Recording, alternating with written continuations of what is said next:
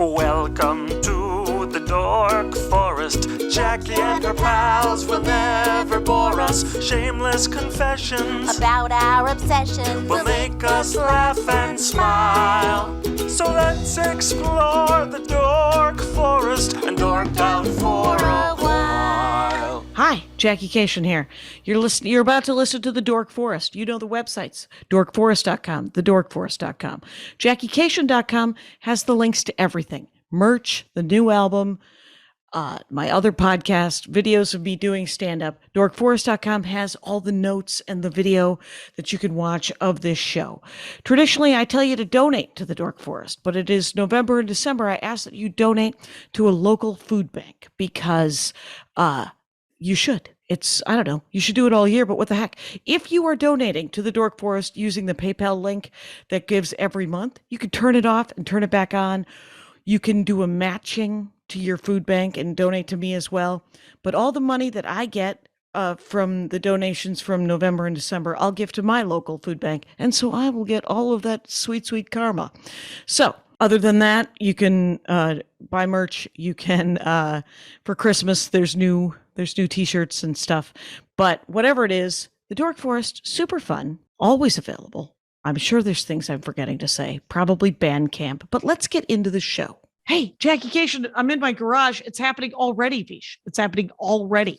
Already doing it? This is amazing. It's so fast. It's so fast. I just did your podcast.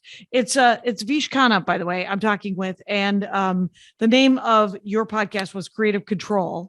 Still is. It hasn't gone anywhere. You said was. It's not. It's present. Not. Yeah. Present tense. We're not doing it. And you're like, I wish I took a shower. And I was like, you look like your dorkdom. You look like that rugged Bob Dylan.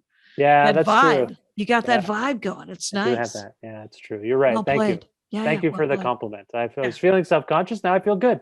Now you feel good because it's a good looking Bob Dylan, because that dude absolutely always kind of a goony looking dude. But I don't know anything about Bob Dylan, by the way, except for that he was he a Rolling Stone? He was not in the Rolling Stones. No, he was not. He had a song called Like a Rolling Stone. That was it. It. You literally know nothing about Bob Dylan. You know nothing. I know that my brother Phil really likes him. Now, I know some of your brothers seem cool, and at least one of them, based on our conversation, one of them I might not jive with. Is Phil a cool brother? Oh, Phil's the cool brother. He's been on the Dork Forest twice. He has talked about hitchhiking, which he also talked about Lord of the Rings. Oh. So those were his two dorkdoms. Yeah. Lord of the Rings is basically an epic hitchhiking tale, isn't it? I mean, it really is. That's all they're doing. Truly an epic hitchhiking tale that he is. Right. He couldn't be more interested. He wants to come back on and talk about fly fishing. My brother Russ has been on talking about the Hallmark Channel. My sister Darla has been on talking about sort of preparing quick meals. She enjoys fancy meals done quickly. That's who doesn't? I mean, isn't that what fast food is? I mean, when you think about it, one of the sandwiches is pretty elaborate. It's got 3 buns, 2 patties. If you were to do that properly, it would probably take you, 45 minutes. And here we live in a society where you get it in 3 minutes. It's true. It's just out, and it's been nuked into a gray color that who doesn't want any part of that?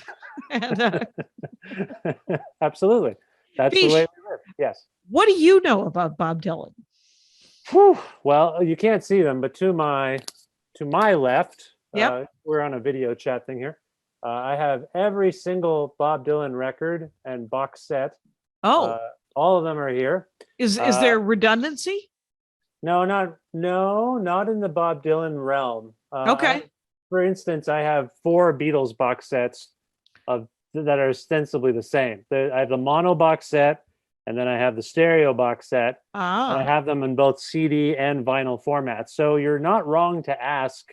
This is a valid question, is what you're telling me. But there's duplication in the sense that they'll put out a bootleg series, Bob Dylan will, and it'll be kind of an alternate version of an album we've all come to know and love. But I mean, it's really alternate. It's like outtakes, and like the original album might be 12 songs. The bootleg series will be like 80 songs. So it's not really, it's like a whole other universe. Right. So yeah, I have everything. And then again, everything on CD with Dylan. Mm-hmm. I found out about Bob Dylan when I was a little boy because I would read a lot about the Beatles. And Oh, every once- okay. yeah, so my gateway to music was really my cousin Anand got me into. He played me like a Beatles compilation. Sure. And I was like, oh, what? And he played me like the Police and Love and Rockets, like early '80s. U2 got me obsessed with U2, but the Okay. Beatles really was the first thing I remember being obsessed with. And so from I'm talking like 6, 7 years old, just like obsessed with them. And then I would read I was a voracious reader, read every book I could get my hands on. There was a really, as we're speaking, Jackie, everyone's going off about this Get Back documentary about the Beatles. Right. I've heard of that. You've Yeah. heard of it. It's It's, a little ubiquitous, I would think, but yeah, it's hard there- not to. Yeah. there was a documentary about the Beatles that aired on PBS called The Complete Beatles, and Pleat was spelled like EAT, so it was a little pun. Oh, there Anyway, you go. Yeah, yeah. My dad bought us a VCR, and I could record things. I was Sure. like born to be a media person, so I just would record everything I liked. I figured out how to do it. In fact, I taught them how to use it. I don't know what Right. that, but I was very young, and so I recorded that Beatles documentary, became obsessed with them. Anyway, as you're reading about the Beatles, eventually you get to the point where they met Bob Dylan and started getting hot. And Oh, wait, was he their drug dealer? Was he like He- the gateway drug guy? ostensibly, in terms of the marijuana, The marijuana? Yeah. apparently, yes. I'm sure they were taking amphetamines to play their like 12-hour concerts in Berlin when they were like 20 years old or whatever it was. But anyway, no, he introduced them to. He thought that this when they said, "What's the song?" It's called "She Loves You," right? Right. Is that the Beatles Okay. song called "She Loves You"? Sure. And they say, he thought they were saying, I can't hide. Like, you've got to love, I can't hide. He heard, I get high, and assumed they were hip to the whole scene, man. But instead, Right, man. and they were like, what is this wacky smoking? And Right, so- right. so yeah, kind of Dylan was their gateway into lots of stuff. And they loved his songwriting and music and all that stuff. Anyway, so I started, I went to the local library and I got a Bob Dylan Greatest Hits album. And Okay. I thought that was the first one. There's a few different greatest hits records with that guy. Is got it the the fir- blue one? Is it? Yeah. Okay. That's right. That's I the have one a- I think my stepmother had that one. Yeah, it's got like his silhouette of his head. Yeah, of his head. Yeah. Yeah, that's right. So that was my sort of, and I should say the Beastie Boys. I also like the Beastie Boys, and they would sample and talk about Bob Dylan on their records. So Bob Dylan, everyone was Bob Dylan, right? Right, So right. I get the greatest hits thing when I'm, I don't know, 12, 13, whatever it was. Sure. I like it. I dub it. I dubbed it from the library. I taped it. Oh yeah. Oh yeah. You held a tape player up to the album, no, the record No, player? no. Okay. You know what? I give my dad in particular credit. He had all the stuff. We had like 2 VCRs at one point. We could Oh, dub oh, stuff. you could dub stuff. All Yeah. right. So you Yeah. did it for reals. Okay. Yeah, so I think I took out a tape or a CD and I dubbed the whole thing and then made myself a tape. Yeah. Of the greatest hits thing. But it wasn't really till university era for me Mhm, where I went mhm. to a used record store in Kitchener, or rather a record store in Kitchener called Encore Records. Give them a little plug. And Sure. they had used stuff, and I was going through the Dylan stuff. This is like 97, I want to say. Okay. So I'm going through what else had happened, by the way? I'm all over the place, but that's the way it is with Bob Dylan. In 1997, he puts out a record called Time Out of Mind, and I go to the university newspaper at the University of Guelph office, and they say, hey, take what you want. We need record reviews. Oh, okay. So I take Time Out of Mind out, and hang on, let me see if I can grab it. I'm all synced up here. But if you get here, this is what Time Out of Mind looks like, Jackie. Okay. So if you look at it, there's Bob Dylan. He's looking kind of older, right? Yep. Yep. Can you see that? Yeah. Yep. He's in But the on the- middle. But on the back, Oh, he's a he looks- baby. well, he looks younger. I think it's the same era, but he looks a lot younger. So I was Right. confused by this release. I didn't know what it was, but it was in the news section. I thought, is this another greatest hits thing? But I took it home and I loved it. And this, by the way, stands as my favorite. 97, my favorite. 97. Time Out of Mind. Time Out of That's your what's on that one?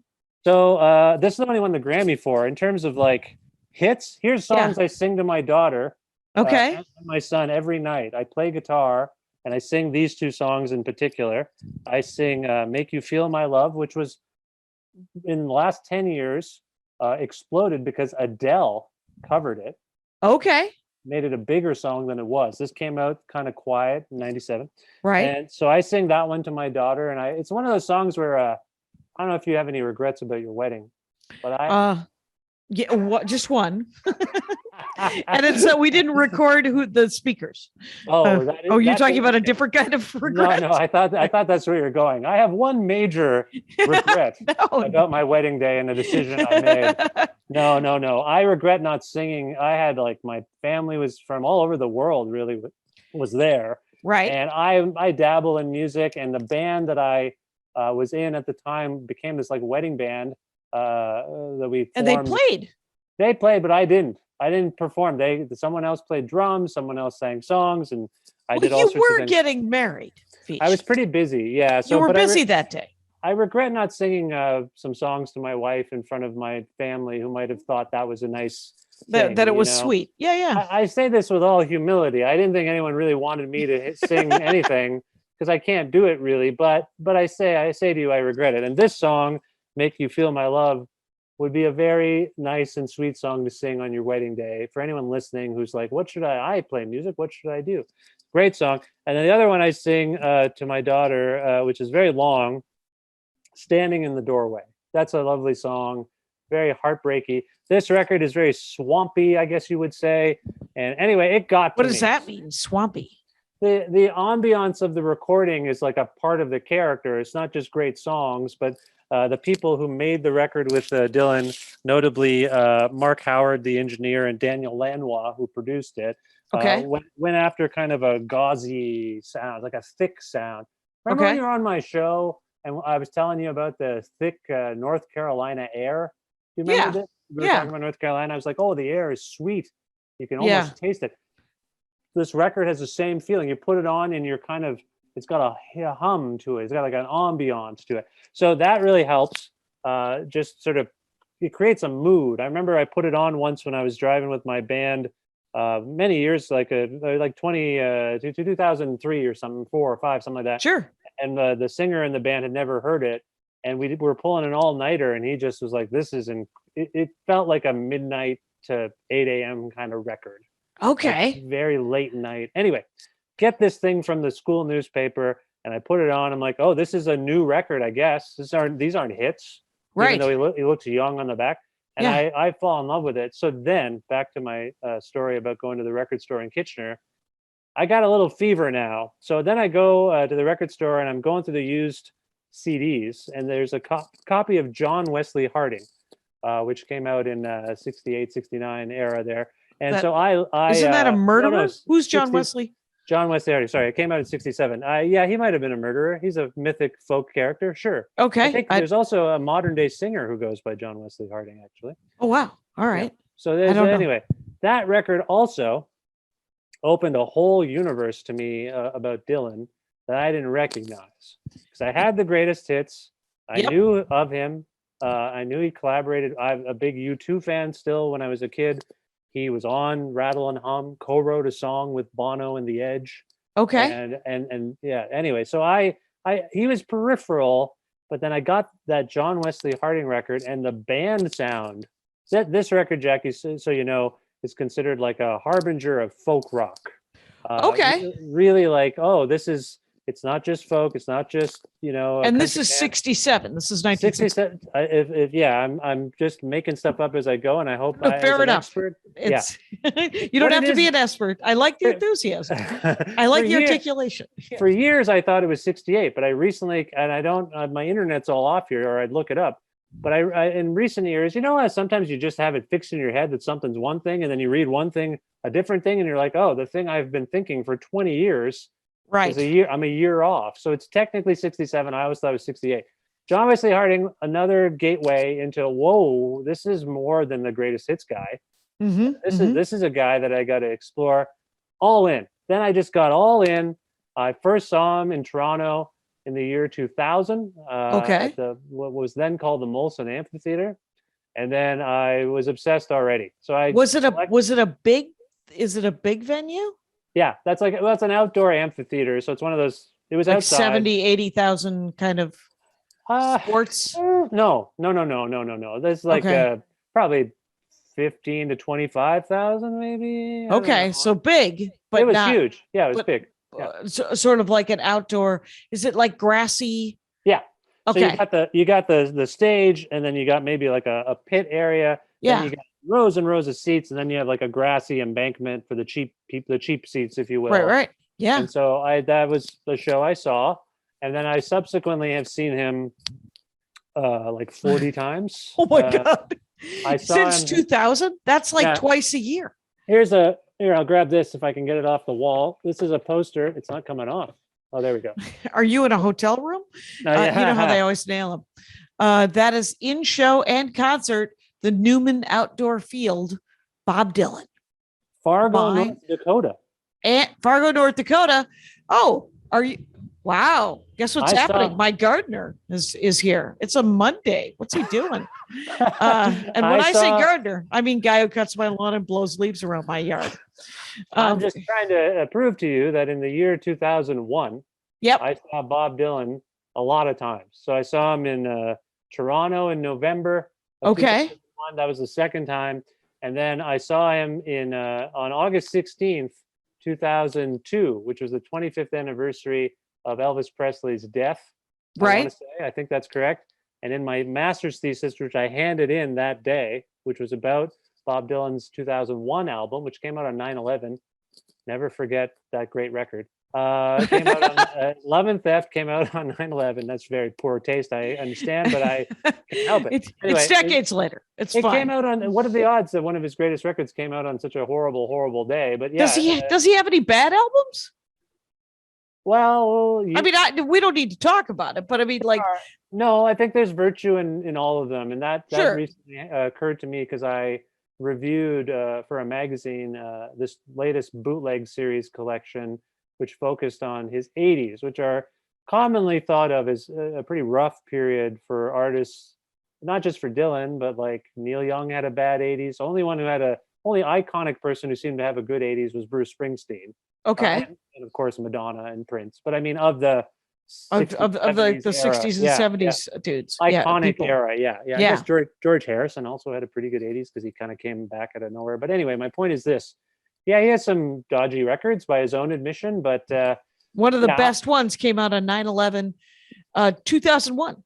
September 11th, 2001. It's called Love and Theft, and I just started my 1 year master's degree in English at the University of Guelph, and they tell you got to write a big paper. Yep. So I was like, what should I do? I don't know what to do. I was restless. I noticed there were some allusions to Shakespearean plays on Love and Theft, and I thought, that would be really Englishy. That is a stretch, and I love that reach. Well played. But then what happened was I really dug into the record, and as I did more research, I realized the whole record could be the focus of a paper. So that ended up being my year. And then, as I say, I got to hand it in. My degree was like September to September, basically. Like September to August was the nature of the degree. So on August 16th, 2002, hand in my thesis about Love and Theft, go see Bob Dylan play songs from the record. And he plays Tweedledee and Tweedledum, which I argued might be about Elvis and his dead twin brother. Okay. Because Elvis was a twin. I did not know that. Elvis Presley was a twin, but his brother passed. Did he make it out into the? No, he didn't make it. So did he make it out of the womb or? I wasn't there that day. I don't know the full medical details. I'd have to look it up on Wikipedia. I feel like he did not survive that aspect. The birth. He was not. Yeah. He was not born. Okay, fair enough. That's right. I believe if you end up ever at Graceland, there might actually be beside Elvis's gravesite. I feel like.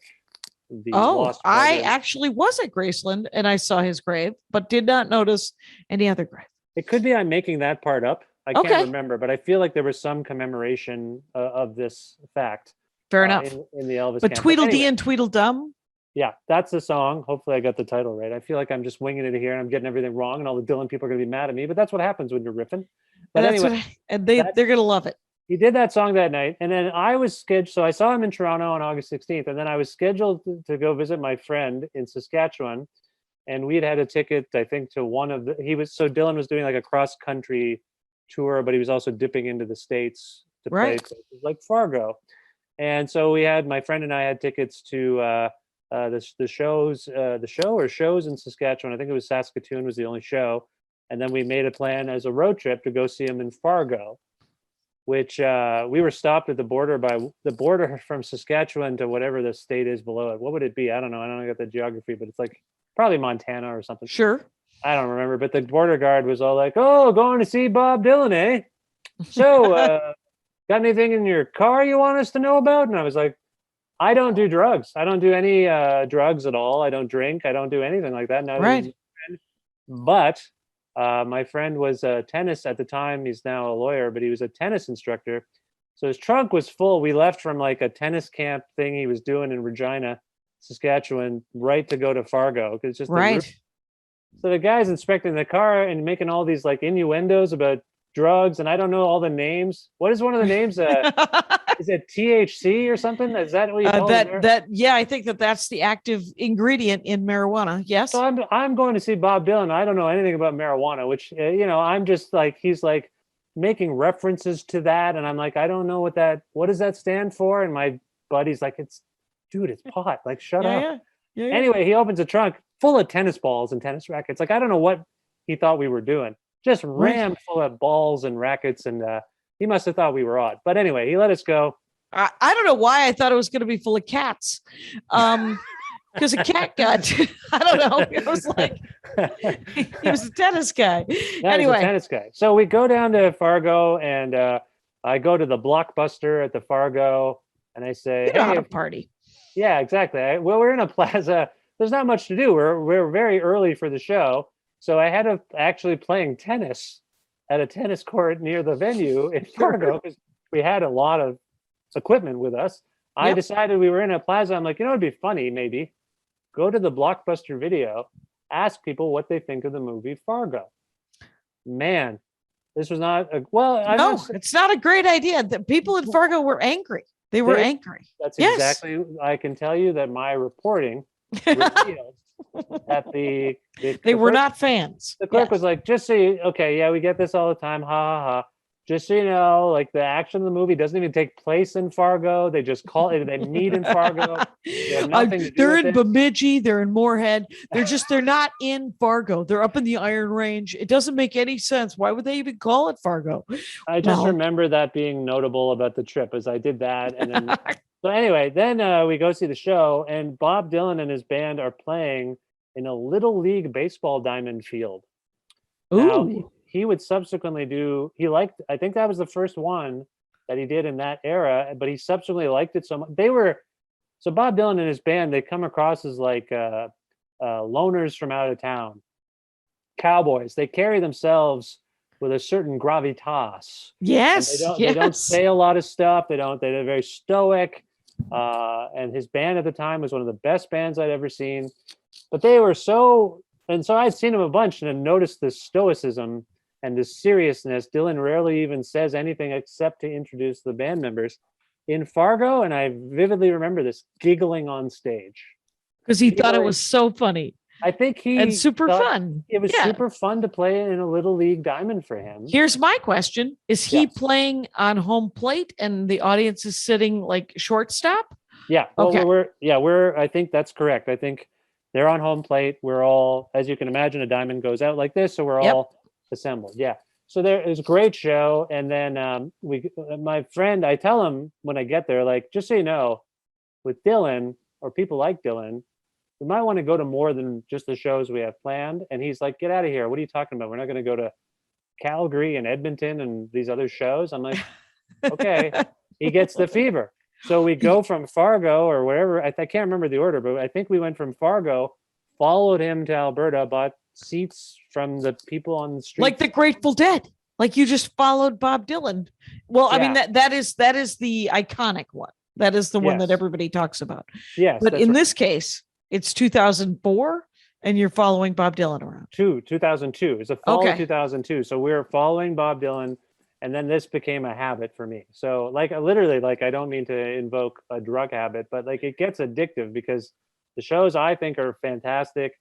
They're unpredictable. He does songs in whatever mood that strikes him. Like the arrangements as the tour goes on they get going, but they don't sound like the records, which people find really difficult to deal with. They don't like it.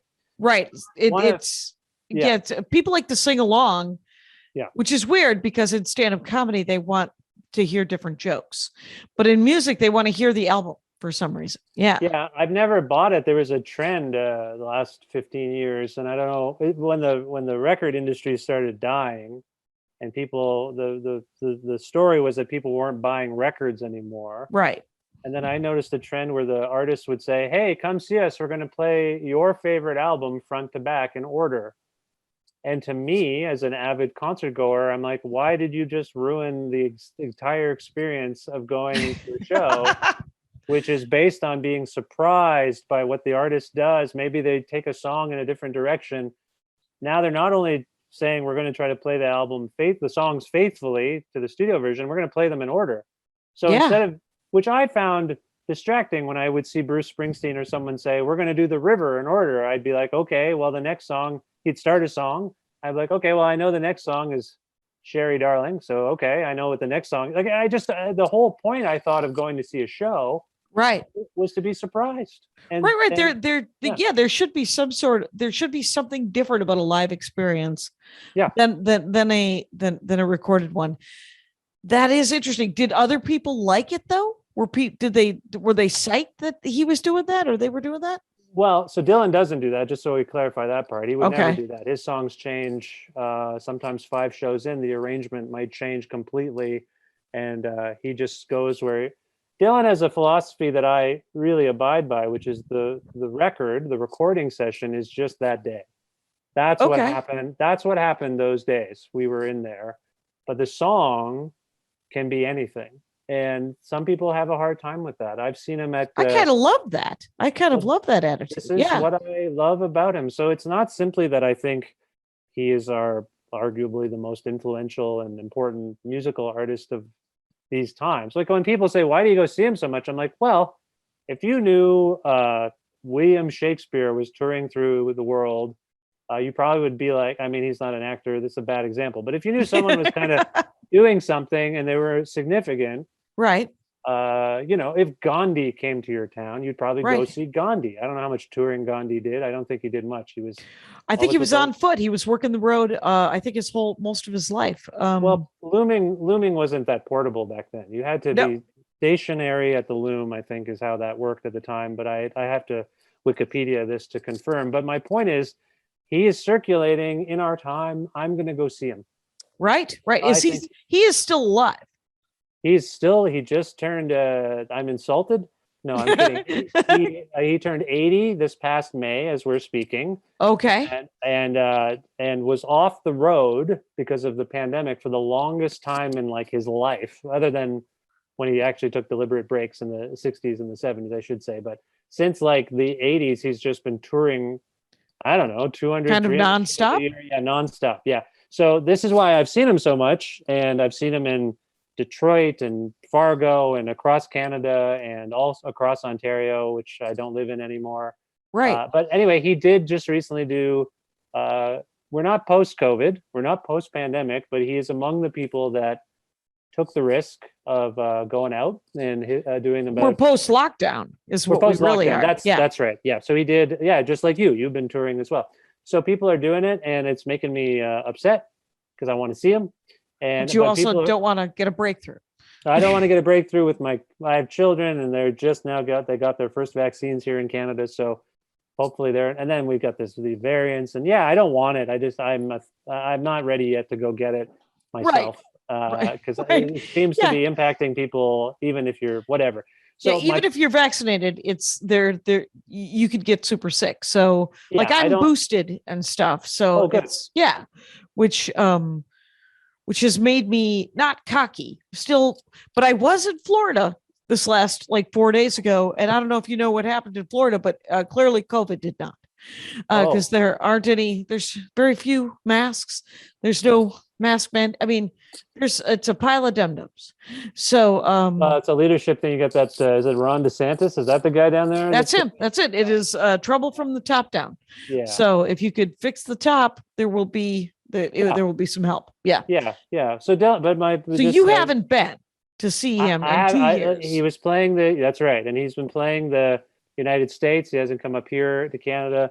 If he did, he probably would come to Ontario. And I always thought when we moved in late 2019, well, if Dylan's playing, I'll probably try to make a trip of it, if he's doing a bunch of shows. But I talked to some people on my show who were like, I haven't talked to anyone who's gone, but they were going and they've since gone. So I should check in with them. But people are posting clips. Dylan quit smoking in the last few years. He's been off the road.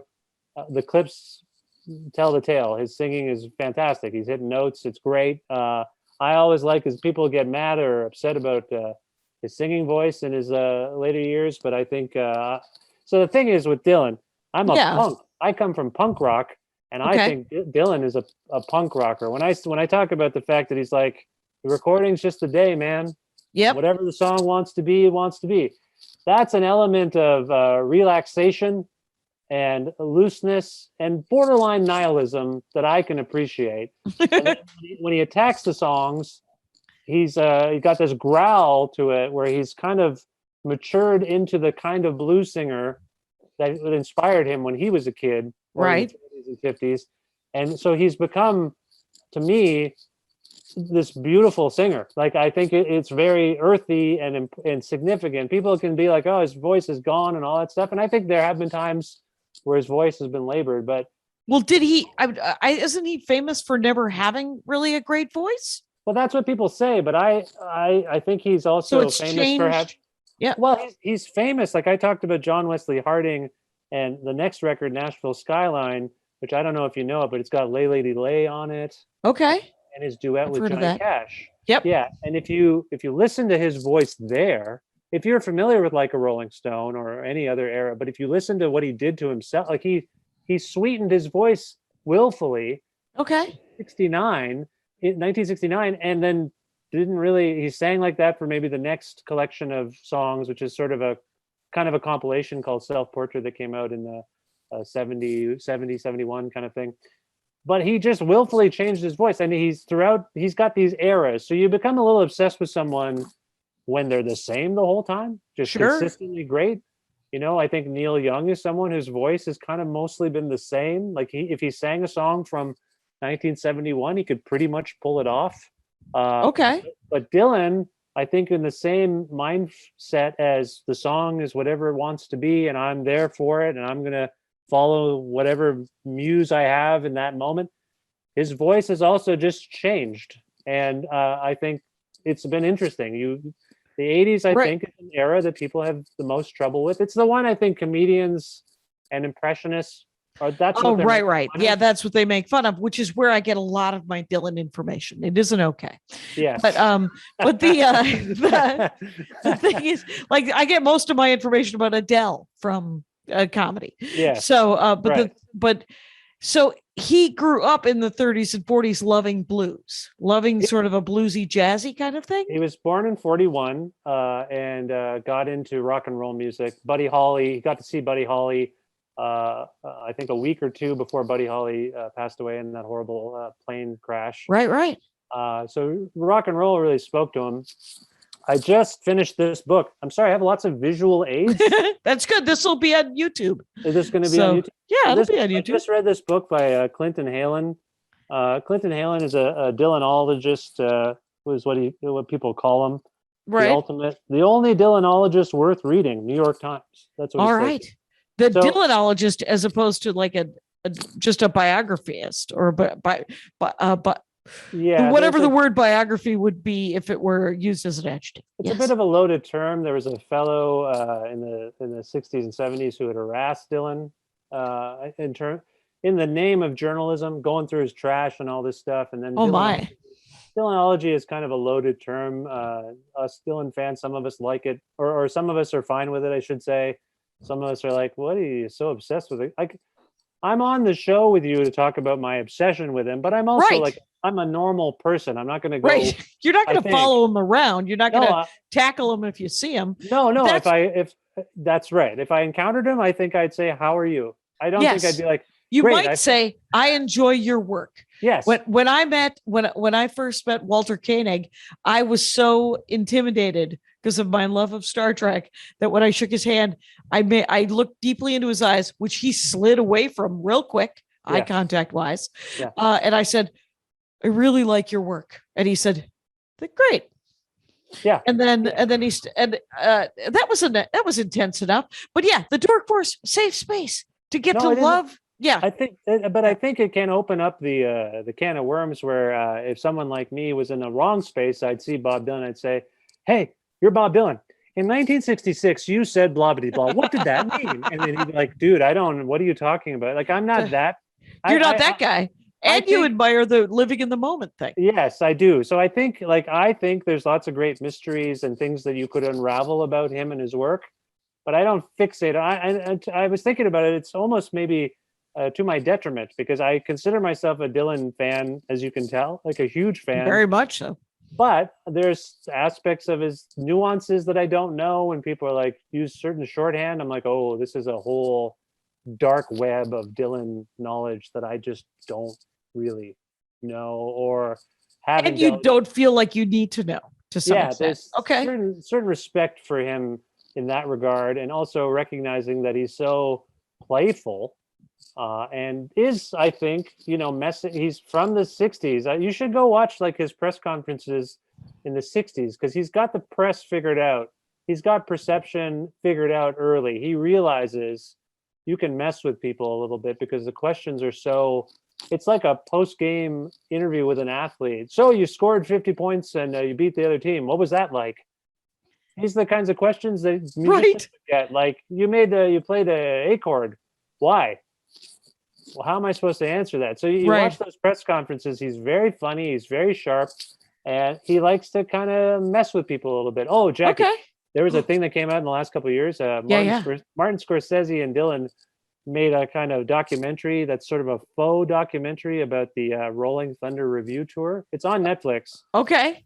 Watch it because you should watch it and know that almost 60% of it is made up. But presented really?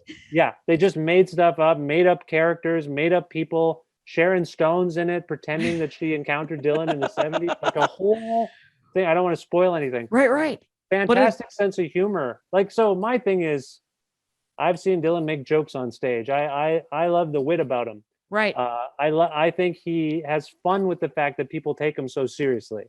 Right. Because he's literally, in my mind, he's some sort of icon of justice and sort of philosophy. I mean, he's like our American philosopher. Yes. And so to hear that he's also kind of silly, it's just smart, silly. Yeah, I like playing in a little league. This is hilarious. I'm having the time of my life. Yeah, no, he has a lot of fun, but he presents himself as very hard. And I think, like, if you see photos, grizzled. Yes, yeah, he can be grizzled. He's mostly pretty clean shaven. I don't know why you're so obsessed with the grizzling, but he's not that.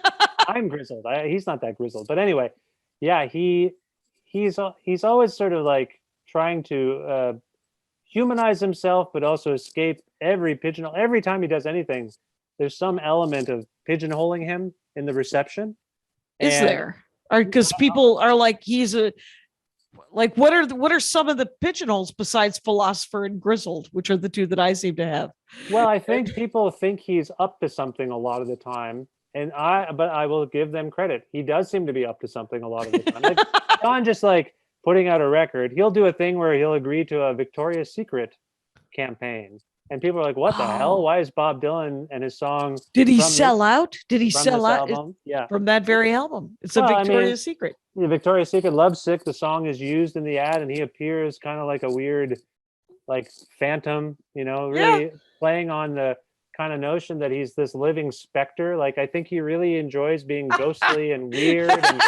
And I think he knows that all he has to do is stuff like that and people start talking about him. I'm not saying he's attention starved per se, but it's kind of fascinating how easily it is to get people chatting about you. And I think he figured that out early and thought he would have fun with it. And I think that's what punk is too. Like, I think they may not cop to it, but when I think about prototypical punk, interviews Lou Reed and Iggy Pop did, like, really they still have to fill the room. Yeah, exactly. Like, it's not, I just think he's endlessly fascinating, and I don't know what it is. I think about him every day, and I think it also helps that unlike some of his contemporaries, his records are all great. Like he continuously makes fantastic, great records. They sound like nothing else. Like he has moved into this weird realm of, I don't know what you would call it. Like he was doing kind of blues rocky stuff, and then it got kind of big band jazz swingy. Now it's Okay. some amalgam of, the last few times I saw him, like songs from a 2012 album sounded like post-punk songs. And like, so always has these killer players with him. And he's just I think I mean, he's 80, he's 80. I imagine he's Right. not so with it in terms of like trends and stuff like that. But then when you go see him, Yeah. you get the sense that he kind of is. He kind of knows how to present his stuff so that it comes across kind of timeless and weird. So that's where I'm coming from. I just think he's fascinating. Right. Does he now? Here's literally one of the only. I loved this song when I was a child. It's the only song I could think of. It's "Blowing in the Wind." Yes. And I loved it. I would cry when I would sing it when I was, because we had music class. This is the 12th century, you guys. They used to have music classes in Well, public school when I was. My kids have music classes. That's, you live in Canada. Yeah, that's true. Right. Yeah, It's that's right. the United States has decided to get rid of anything artistic. Yeah, that's My true. music teacher, when I was in 5th grade, dressed like a dragonfly. It was 19, I mean, it was 1975. She was wearing a lot of diaphanous, wavy kind of. She was amazing. We sang "Puff the Magic Dragon" and "Blowing in the Wind," and literally just kids just tears streaming down their face while they cried "Puff the Magic Dragon" while they sang it. It was awesome. It was, when I look back on it, it's kind of epic.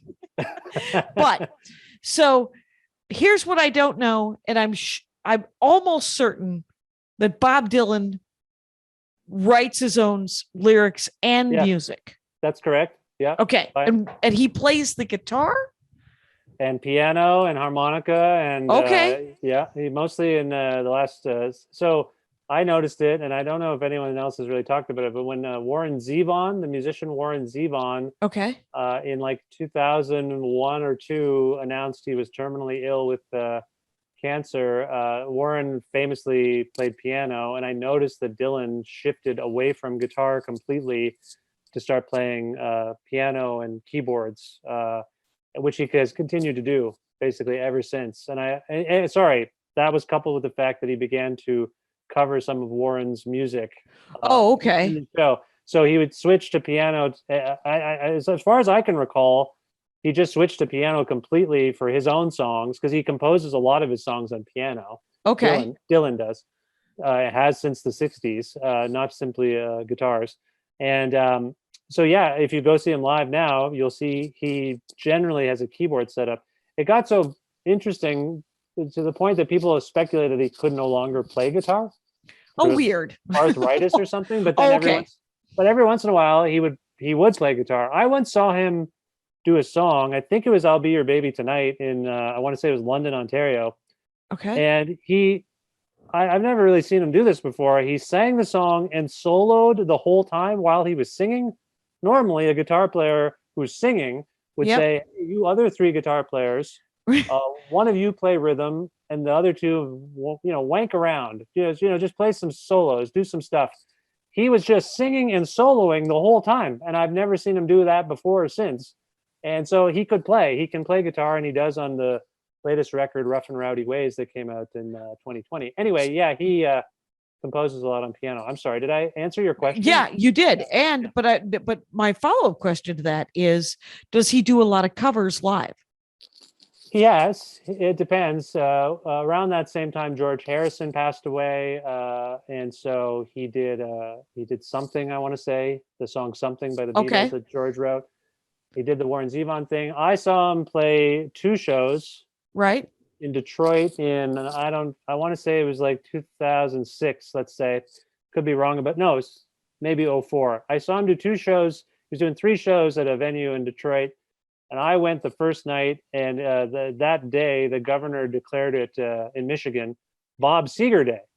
So Dylan did a Bob Seger song in the encore, and everyone went nuts. Right. Again, I don't think him and his band had done it before or since. They just did it that night. And then the next night, my wife happened to be, her sales job brought her to Detroit. So we agreed we would go we got to meet up and see the second show. And I says to my wife, I says, you know what's going to happen here tonight? I bet that either Jack White of the White Stripes or Okay. Eminem will join Bob Dylan tonight. And I was sort of joking. We were in Right. Detroit. That's where those guys Detroit. are from. Yeah, those guys live there. I'd seen the White Stripes do Dylan songs live. I knew Jack White loved him. Mm-hmm. So the second night's rolling along, great show. Encore, who steps out on the stage? Jack White. What song do they do of Dylan's?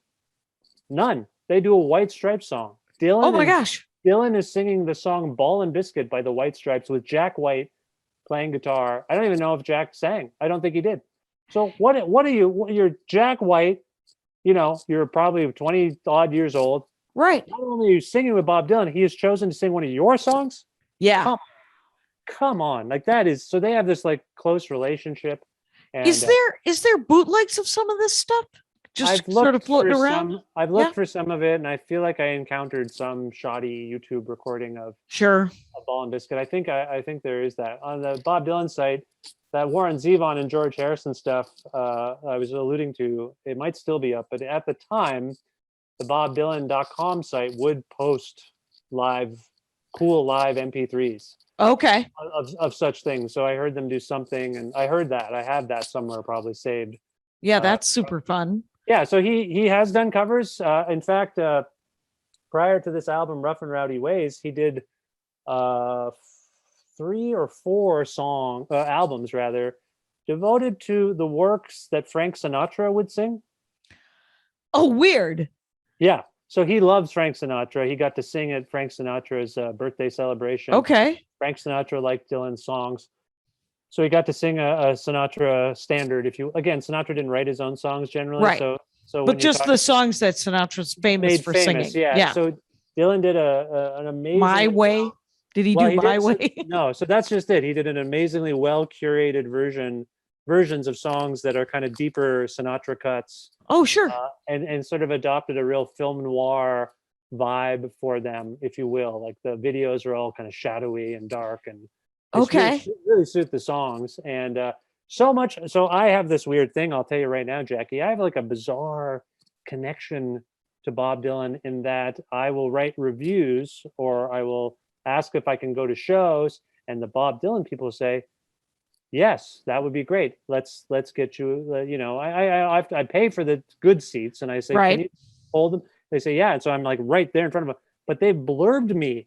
They've blurbed my reviews. And for one of the albums, I believe it was Fallen Angels, it's like so and so from the New York Times, so and so from the Guardian, Vish Khanna for Now magazine says 5 stars or whatever I said. I'm like, I know this is like a little minor thing, but I'm like, except for it isn't. Yes. First of all, it wouldn't be, even if you weren't a huge Bob Dylan fan, it would still be a big deal for someone of his stature to say, Vish Khanna, this is a blurb that this man has this done. I think it's a little testament to something. Like it's bizarre. Like I feel, and they blurb, I wrote a review of the latest bootleg series thing there, Springtime in New York, and they blurred that too. Like they grab all the critics' assessments. They posted my review of his album Tempest on their website, and I was just like, I feel seen. You feel seen. Your life is weird. That's one of those things where you're like, I like you so much. You know who I am? That's where I'm coming from, and I don't think he knows who I am, but maybe not, but he might. When I write to his camp and I say I have this idea, they say, okay, well, we're talking to Bob next week. We'll bring this up. I'm like, holy Lord! Like the fact that they would even, often it's not just about me; it's about whatever entity I'm representing. But wow! So he seems plugged in, and I feel very deeply connected to him. Your question or your thought was about Blowing in the Wind, and I feel like I knocked us off course. What were you going to say about Blowing in the Wind? Well, here's something you should know is that we have about 10 more minutes. You've been one of my favorite guests in the way that it's plug and play. And it's just like, oh, what do you want to talk about? Oh, and then 50 minutes of Vish Khanna talking about Bob Dylan. Sorry, was that okay? Have I gone on It is too the long? best. Okay, it is great. the best. I thoroughly enjoy it. The only thing that would ruin it is if you never stop talking about it. And then I had to say, hey, I'm going to stop recording it. Well, as a fellow podcaster, this is me on That the would other not happen. mic. It's I feel exactly. like I can be a little verbose, but yes, I You're love doing him. the job. Yeah, I yeah. love him and his work, and I've thought about it a lot. So I appreciate you letting me talk about it. But yeah, Here is something I usually do when it comes to musical dorkdoms when I don't know anything about the musician, or I don't know enough about the musician. I like to sort of, and you've had no warning. yes. So I like, and you could do it over the next couple of days because this will go up in a week, to make sort of a playlist of 8 of your favorite songs. Okay. Just 8, because what format do you want? What service are we using to make this playlist? well, most people use Spotify, but since Spotify has taken all of my albums off of Spotify, because I asked for 8 cents instead of 4 hundredths of a cent every time they play a joke of mine on Spotify. So I'm part of some sort of, it might be a class, I don't know what you would call it, but some sort of a bunch of people saying, hey, could you play stand-up comedy and pay us like musicians? They're like, oh, we're just going to take your comedy off. Yeah, I will. Hopefully, I don't care. This could hurt me. I hate them. I don't know if you noticed it when What do you usually? Yeah. Well, I'm an Apple person, so I just got Apple. I'm not saying any of them are very good. First of all, again, you can see my shelf here, can't you? It turns out you have a CD player and a record player. No, these are records. Yeah, I don't have I have like 1,800 CDs in the basement that I brought here from Ontario. Yeah. But or 2,000 maybe it is. But I actually currently do not have an active CD player. I only have my 2020 Toyota Sienna has a CD player in it. Okay. That's it. But no, I have records and I play them on my record player. But when I tweeted about your appearance on my show, I don't know if you noticed this. You very graciously retweeted it, but I include options for people to listen. And I always, because they're the biggest ones, I include Apple, Google, which I don't actually know if that is very big, and then Spotify. But if you'll notice, I do, to save space, I just do little symbols. So for the Apple, I use an Apple emoji. For Google, I use a magnifying glass because you search on Google. That was my joke. But then for Spotify, it's a little devil emoji because I begrudgingly am including it because I think they're evil. And the fact that they did that to you and other comedians is heinous, reprehensible. I hate them. I don't use it. I only use it for business purposes. But for listening, you could make a YouTube list. Oh, I could do that. Sure, I'll do whatever you want. I don't even if it's easier offhand for Spotify, I don't care. I'm just saying I don't like them, but I can use whatever. You want. Right, and fair enough. But for these last couple of minutes, could you think of and you can change it when you send me the mix. But what are some of your favorite songs? Okay, so there's a version. Yeah, I will think about it, but I will also say off the top of my head, I mentioned this record, Time Out of Mind. Right. So I mentioned 2 songs off it that I love. Obviously, I sing them to my kids, but I'm going to go with Cold Irons Bound from Time Out of Mind. Okay. I'm going to go with probably Mississippi from Love and Theft, although I'm partial to other really great songs on that record. That's the 2001 one. Okay. I'm going to go with As I Went Out One Morning from John Wesley Harding. Okay. I'm going to go with $1 Million Bash, which my daughter actually requested that last night. That's from the Basement Tapes, his work with the band. Okay. I'm going to go with this is harder than I thought. Something from Live 1966, maybe Tell Me Mama. Sorry, I'm not looking at you. I'm looking at my collection of music. No, you have to look deeply into the bowels of your vinyl collection. Yeah, sorry, I'm just looking through all the eras, and I will go with One More Cup of Coffee from Desire. Okay. How many songs are we at right now? I think we're at 6. Okay, then I will go with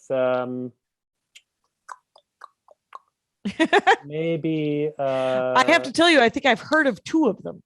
Well, that's fine. But he's super prolific too. Let's just go back in time to the point where you asked me if he was in the Rolling Stones. Like, this is the level of expertise. I knew that he wasn't in the Rolling Stones. I thought that he wrote a song about Rolling Stones. He has collaborated with the Rolling Stones. Okay.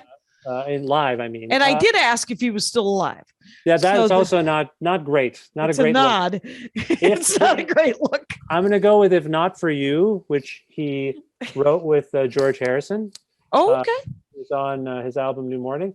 And just to throw I'm going to go with Tweeter and the Monkey Man by the Traveling Wilburys. Do you remember the Traveling Wilburys? I've heard of them. Yes. The Traveling Wilburys. This is fine. I hope I don't come across snooty or snotty by saying, Oh, hey, not at all. Okay. So Traveling Wilburys was like a super group that formed in like 87, 88. And Right. It was kind of a lark, but it was George Harrison from the Beatles, Roy Orbison from Roy Orbison, Jeff Lynne from Electric Light Orchestra, Oh, Tom right. Petty from Tom Petty and the Heartbreakers, and Bob Dylan from Bob Dylan. And they had a band. It was just like a lark, but they all wrote songs together. They had that Handle with Care That's right. and End of the Line were some big singles. Yeah. So Dylan wrote this amazing song called Tweeter and the Monkey Man. Mhm. And it's got a lot of New Jersey allusions, some allusions to Bruce Springsteen that are really funny. Okay. So I'm gonna go with that one. So I think we're at close to 8. That And, looks good. Yeah, that sounds amazing. I Contain Multitudes, maybe from the new album Rough and Rowdy Ways. Sorry, it's there's so much to choose from. This was all off the top of my head. That's it. It's and off the top of your head is the way it ought to be, because people who love Bob Dylan who are listening to this are like, I'm so glad he mentioned a lot of these deep cuts, you know? Yeah. And that book. So have you read a lot of biographies about him since I've read a lot of Bob Dylan books. I can't show it to you because of my computer stationary, but there's 2 or 3 shelves of just Bob Dylan books. Oh, wow. I've had people who've written about Bob Dylan on the show. Greil Marcus, notably, who has famously written about Dylan. So I've read a lot. I've watched a lot. I said earlier, like sometimes it doesn't feel like enough. Like when you're talking to like a super obsessed Dylan fan, they'll say something, and I think, but then they'll say something about the coffee he drank in Israel. And I'm like, oh yeah, the symbolism of that. I forgot about that. Like I'll just forget things because my brain I have children and I have the information I used to. Right. I remember earlier, sometimes I think I know a year. Yeah. And then I only recently discovered that the year I thought it was for like 30 years is not right. And I pride myself on my memory. So But here's the real question. Was the coffee that he drank in Israel, did it matter? I'm just that was an random example. Okay. The thing, he's one of these people where people look for meaning in every single thing he says and does. Right. And That feels like either he's playing them or they're playing themselves, because I mean, as important an artist as he is, I love the lyrics. I have a hard time understanding the lyrics when he's singing, just because of his enunciation. But I love the covers. When somebody else does a Bob Dylan song, I'm like, listen to those lyrics. So Those that's are great. interesting. Yeah. So some people have a thing about his voice, but what I was trying to argue earlier is he clearly can sing anything he wants. Mm-hmm. He's shown it. Like he's had a different voice. With albums, they often put the lyrics in the liner notes. Yeah, they do. And and you can see them all. Every single song he's ever written is on bobdylan.com. Yeah. You can read them all if you want, and they come across well on the page. For me, as a singer, his approach to phrasing is like nobody else, really. It comes from listening to people like Sinatra and the great crooners. Like I sing a line to my daughter in Standing in the Doorway all the time, and I'm going to biff it right now, but it's because it's one of those things where if I know the whole verse, I can do it. Yeah. But he basically says something like, yesterday, everything was moving too fast. Today, it's moving too slow. And he sings the fast part super fast. And he sings the slow part really labored. And so he gives this character to these lines. Right. Where it's almost meta. He's a very clever singer. And right.